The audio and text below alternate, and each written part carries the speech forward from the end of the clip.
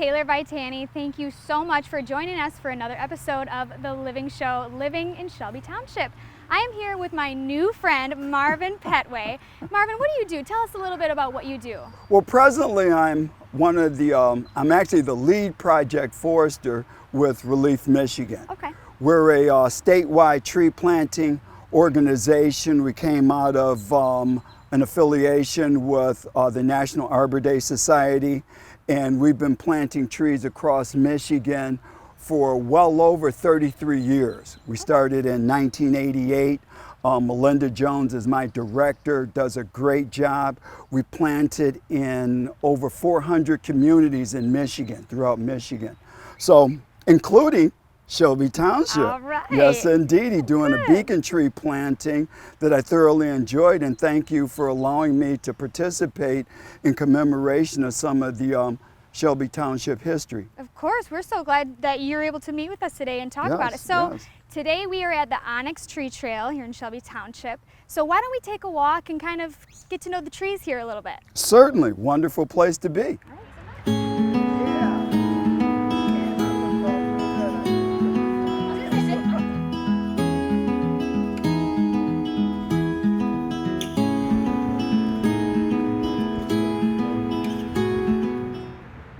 So we just came across this beautiful white pine, and I want you, Marvin, to tell me all about this white pine. Well, one of the things is obviously it's the state tree of the state of Michigan. And like you said, it is a gorgeous specimen. I mean, it's nice and open grown. It's allowed to do, it's branching all the way to the ground. Many times when they're growing natively or naturally, they grow so closely compact that the lower branches will be shaded out and they will basically drop off or be of no consequence. Oh, wow. This one is very, it's a specimen. It's a gorgeous specimen, including having the sign denoting that it's a white pine. To let everyone know, right? Yes, indeed. And another thing about this tree is that it has been used a great deal with regards to timber. White pine is a great lumber material, and regarding its place in our state, predominantly it grows better in the northern parts of the state. That's what you were saying, is it's not exactly, it's a little bit native to this area. Right. The soils in this area are naturally more alkaline, that is a higher pH than the tree usually likes to have, okay? By and large, because of our limestone parent material, parent rock, the soils are more alkaline. But white pine is quite adaptable. It's quite adaptable, and as you can see with these two right here, they're doing quite well. In terms of one of the curious things is that this is the new growth, this is like the second year growth, and then further in is the third year growth. So it layers kind of a little bit. Yes. All right. They're evergreen, so the needles don't all fall off the first year. Really? Okay. They do fall off. And those third year needles around mid-September, when everything else, when the deciduous trees, the leaf trees are turning their different colors, white pine does also. Really? Yes, and it gets that golden kind of look. And homeowners have called and said, what's wrong with my tree? Right, like it's dying or something. So, okay. No, that's just the needle drop of the third year or the inner growth of the tree. Okay, interesting. Yes, indeed. Awesome.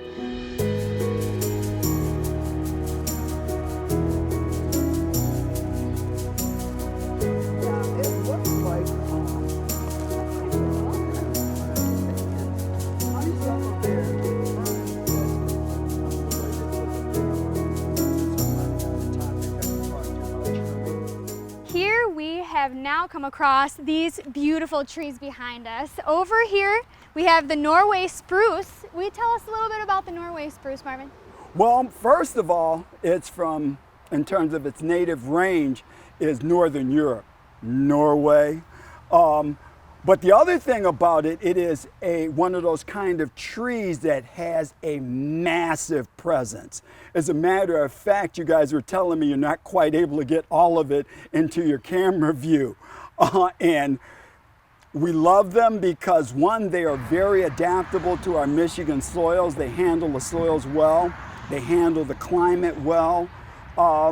Relatively long-lived. I mean, when we talk about trees, when we're talking about long-lived, we think of like 300-400-year-old oaks. Right. But the reality is, in many of our urban situations, our cities aren't that old. Right. Okay? So, just across the street where we have the construction going on, there's a number of folks who see that beautiful large Norway, and they got this new home, and they get one because it's so cute in the nursery, and they put it right next to their home. Right. And then it's a little too big for comfort. Yeah, yeah, it towers over the home. Mention was made of how they can get into power lines, including the house drops that sometimes come into folks' homes in the older parts of our cities. But it's a gorgeous tree. One of my favorites in a park situation just like this. Okay. So one of my recommendations would be is just observe it in the park. Yeah, not so much home. Not so much at home. Okay. So what about this maple? This is the maple, correct? Yes. Okay. Yep. Tell us about that. It's a sugar maple, native to Michigan, and the leaf itself is the symbol for the Canadian hockey team. Yeah. Which one? Is it Toronto? Yeah, well, yeah. Toronto Maple Leafs? Yep, Toronto Maple Leafs, yep. Yep, that's it right there. One of my favorites in terms of, one, it's the source for many of our maple syrups. Not the only source, but the big name source is the sugar maple. Both in terms of the sap content. I worked with Meadowbrook, part of the MSU extension over in Novi. Okay. They have a number of sugar maples that they tap for the sap. Really? And then make maple syrup and then sell it to people. So can this be tapped? Yes. Okay. Yes. Wow, all right. Yep. Beautiful. In terms of the tapping operation, I was a gopher.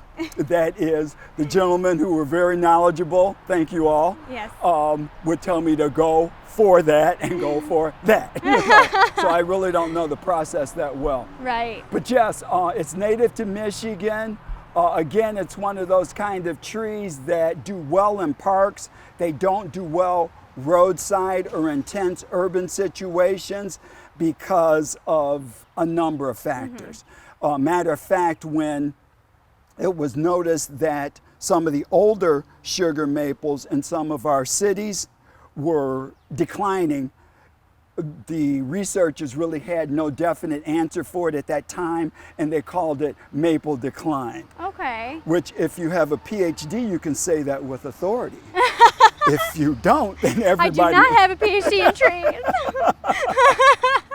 But that is so interesting. Maple. It's yes, a beautiful tree. And in the fall colors, that orange and red, that mottled kind of look is... That is characteristic. Yes, amazing. Indeed. Yes, indeed. All right. Well, let's go see one more tree. Okay.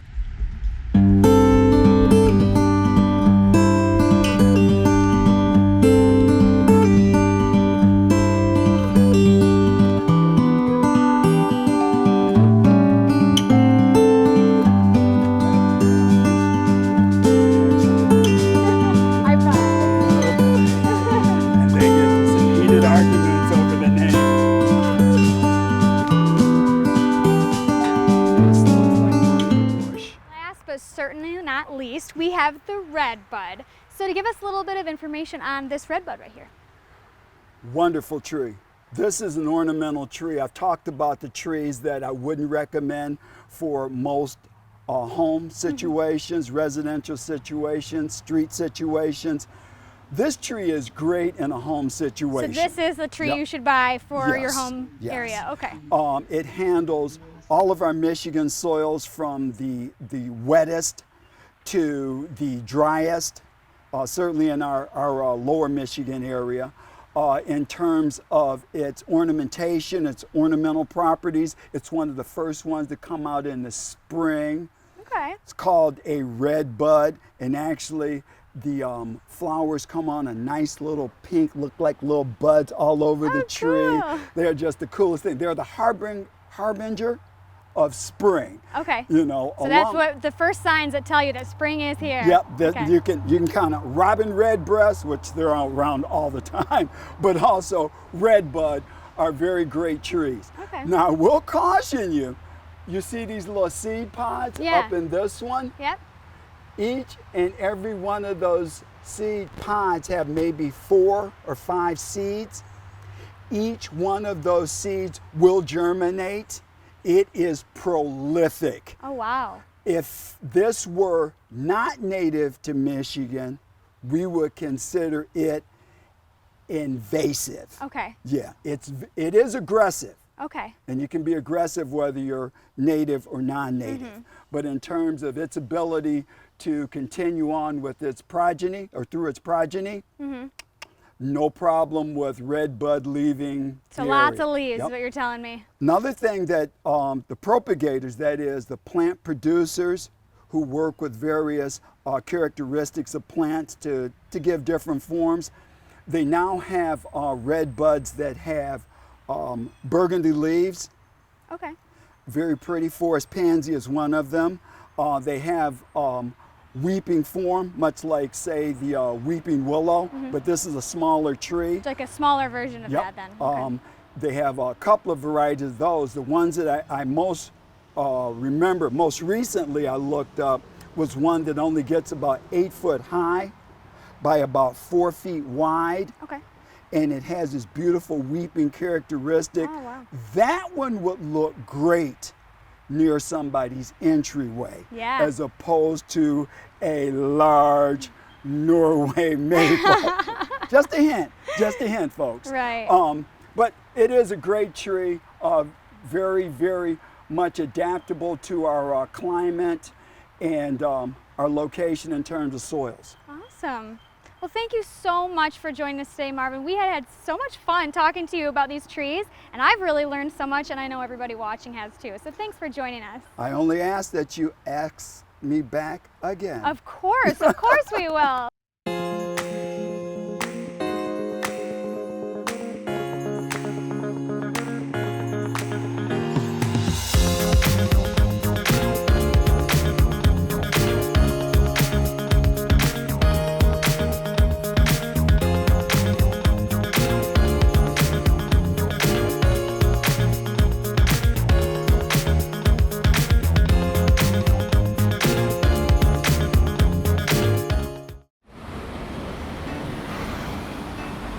Hey, let's check out this park.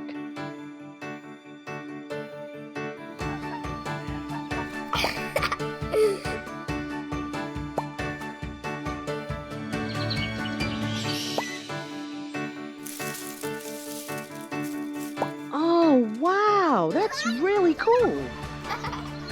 To find a great local park or forest near you, go to discovertheforest.org.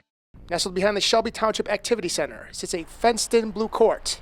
Is it for tennis, badminton, maybe volleyball? No, it's pickleball. And if you didn't already know about them, you should swing by and come check them out. Number one, outside is very comparable to all the rest of them that's been resurfaced. It's a great court. I like it out here. I really do. I like the nets, because some have temporary nets that you take down. I don't really like them too much, but I really like these because they're stationary. I think it's great. It's 4 miles from my house. I can ride my bike here. They kept the courts open for us all winter. We played out here until the middle of January. It was beautiful. And then they opened it up inside so anybody that was registered could go in. And these courts keep people coming back for more. I've been here several times, lots of times, yes. We played all the way up into New Year's Eve last year because we couldn't go inside, so I've been here many times. Sometimes 5 times a week. I'm 83, so I have to get as much time in as I can while I can. What do residents of Shelby Township like most about these pickleball courts? I like the fact that they're caged in, so you don't chase the ball from one side of the court to the other. So that's very nice. I think they're wonderful. They're beautiful blue, my favorite color. And I just like playing here. So much fun, so much activity, so much exercise for the seniors. I think it's lovely. And once you pick up that pickleball paddle, you won't be able to stop. No, I just got to get back there over here, wait for me to play. I'll talk to y'all later. Have a nice day. Shelby Township has been really good to us. Living in Shelby Township, I'm Andrew Shelsky.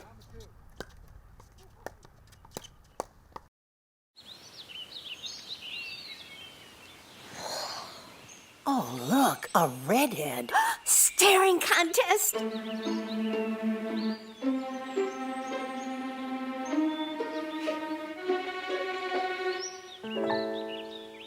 You still got it. I know. Come alive with the forest. The dad was cute. They were looking right at us. Visit discovertheforest.org to find a forest near you. Shelby Township's Burgess Shadbush Nature Center has no shortage of knowledgeable and intriguing events for kids and everyone in the community. Here, they offered an owl investigation, teaching all about the creatures.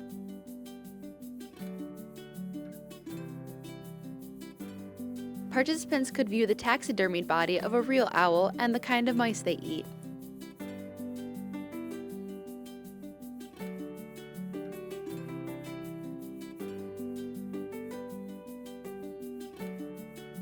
They could even dissect a real owl pellet to find out about owls' diets and put together the skeletons of their prey.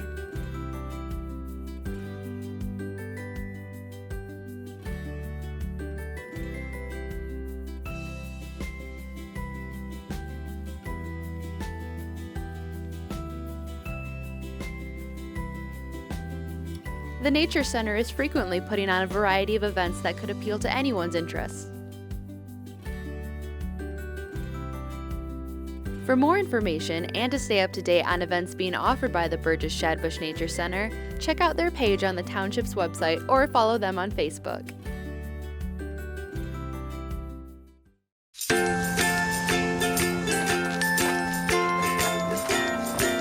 All right, crew, let's get started. Sure.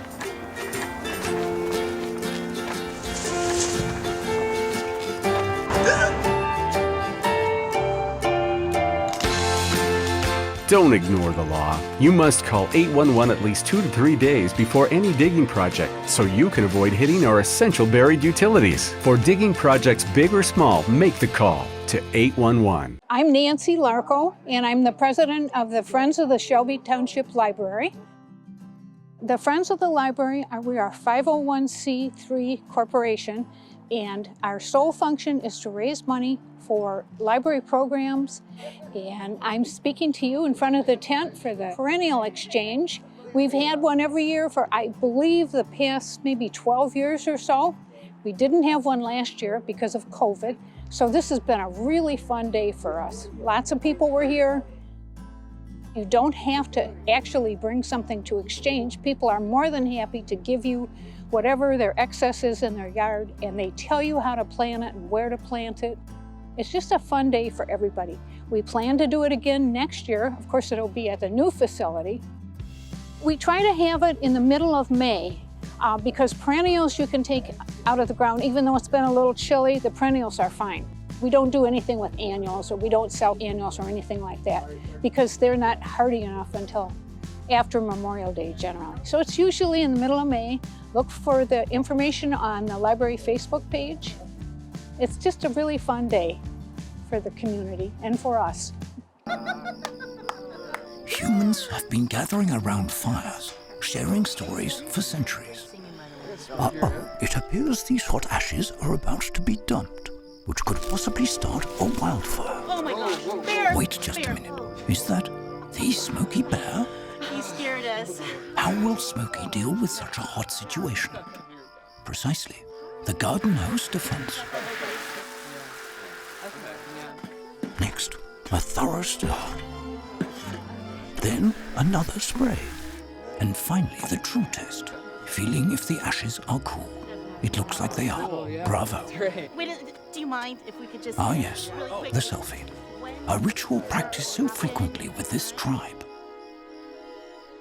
But not so much by Smokey Bear. Just 1 second, Smokey. Wait. Only you can prevent wildfires. So welcome to the Burgess Shadbush Nature Center. Today we're celebrating Earth Day. And Earth Day is a celebration where we are reminding people that this is our planet and it's a gift to us and we have to take care of it. And if we don't take care of it, we won't have this planet and we won't have animals and plants anymore. And so the 3 R's that we usually teach kids are reduce, reuse, and recycle. There's also repurpose, and I would also say refinish. Today we did repurposing t-shirts and we turned them into bags. We've also taught kids about the importance of recycling and repurposing and also keeping our environment clean. And we encourage everybody here today to take a bag and a pair of rubber gloves and clean up somewhere around your community and then take it home with you and put it in your trash. In the last 2 years, we've had our cleanups be canceled because of COVID. It doesn't hurt for us to go out and do a little something on our own. And if everybody does a little bit, we'll make this planet a lot better place for all of us.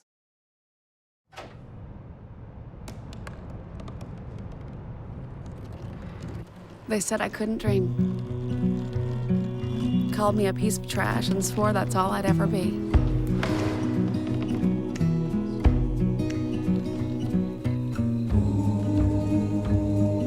Said a bottle couldn't see the ocean.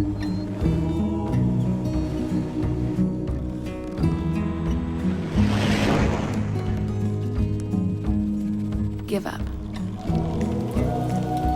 Go back to the dumpster. But I didn't listen. I made my way.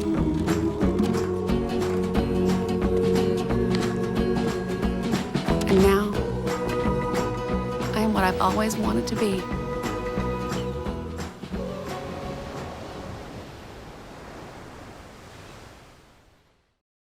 I'm here at Heritage Park watching the ducks and geese play. Let's dive a little deeper and learn more about these birds. Summer has finally arrived, and Heritage Park is a peaceful and beautiful place for people to visit during these warm Michigan months. You can see the gorgeous flowers and enjoy the views while walking along the trails. And you'll almost always see flocks of mallards and Canadian geese all around the park. If you've ever visited Heritage Park, you know that these birds aren't too shy about coming in close contact with park visitors. Here's Macomb Audubon Society President Paul Messing with some information about these beautiful birds. You'll see mallards around this area of Michigan throughout the year. Any open water, you'll see them throughout the winter as well. So, is it safe to interact with them? When it's springtime and you see these birds start nesting, yeah, you should definitely stay away from their nest. They're usually very protective of the nest eggs, and even the nest before they start laying eggs. They start to get protective of the area that they're choosing to nest. In fact, they're also protected, so you don't want to do anything to a bird nest that's migratory. There's some permits you can get from the DNR if they're a problem in your area. But yeah, general policy, don't mess with nests of waterfowl or any migrating species. What should you do if a goose charges at you? If you're in a situation where for some reason you can't avoid, you can make yourself large, hold up your hands. That's a good first method. And then there's also other methods are to not lose eye contact. If you want to keep looking at the bird, knowing where it is and knowing that you don't see it as a threat. And then you also, you don't want to take a straight dash in one direction usually. You want to zigzag because that bird's going to fly. It can usually just fly in one direction. It can't zigzag and like you can on the ground. So yeah, you want to zigzag and make 90-degree turns to avoid it. I've heard many stories about people being chased and seemingly attacked by by geese, but it's usually, my understanding, it's always to protect the nest eggs or even their very young goslings. And what do these birds eat? Should visitors avoid feeding them? So mallards and geese are typically, you'll see them dabbling in the water, eating the grass and the different sedges that might be around. They might pick up some different protein like earthworms or crustaceans that might be in the water. So yeah, but yeah, it's a bit of a mixed diet. Certainly pay attention to signage. There might be policies against feeding the wildlife in that area. And you don't want to interact too much from what the bird might be generally finding in nature. Yeah, you shouldn't tear off bread and processed foods. Things just because you eat them might not be appropriate for the animal. Thank you so much, Paul, and thank all of you for watching. We'll see you next time.